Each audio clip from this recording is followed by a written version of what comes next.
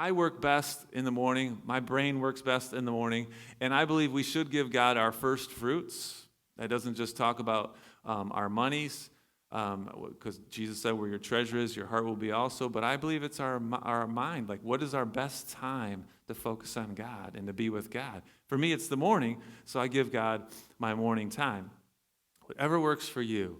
Maybe driving to work in the car.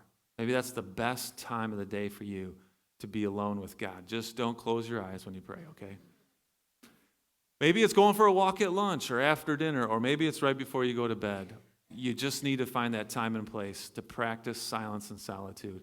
Figure it out, you can do it. But here's my promise to you. The more time that you spend doing this, the better your days and weeks are going to go. The goal is to decompress, lay all of your stuff at the foot of the cross, and just be with God. So I don't know what works for you. It might take you 20 minutes just to get all of your stuff out of your head and give it to Jesus.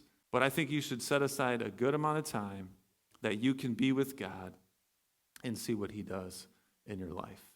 The second thing that I would tell you about silence and solitude is you need to silence the noise. That's really the key. When we say silence, when I tell you silence, I'm talking about the noise. The outside noise and the inside noise. Listen to C.S. Lewis, famous Christian writer. He wrote, of course, the Chronicles of Narnia, but he wrote the Screwtape Letters, which was a famous satire about the demons. And he says this about the demons. They were fully opposed to silence because it ruins their chances of corrupting the Christian soul. The senior demon Screwtape calls the devil's realm the kingdom of noise, and he claims will make the whole universe a noise in the end. So you can see the devil's plan. I believe firmly that the devil's plan is to keep people busy, to keep you in a hurry, keep you in the kingdom of noise, because that's how they corrupt our soul. Therefore, it must be our goal, it must be our priority to silence the noise. And the world is full of noise, isn't it?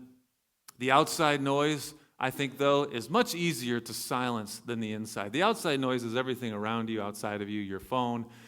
I think you can handle shutting off your phone for half an hour or whatever and putting it away. The television, the news, the radio, getting away from people. That's probably a lot easier than the inside noise.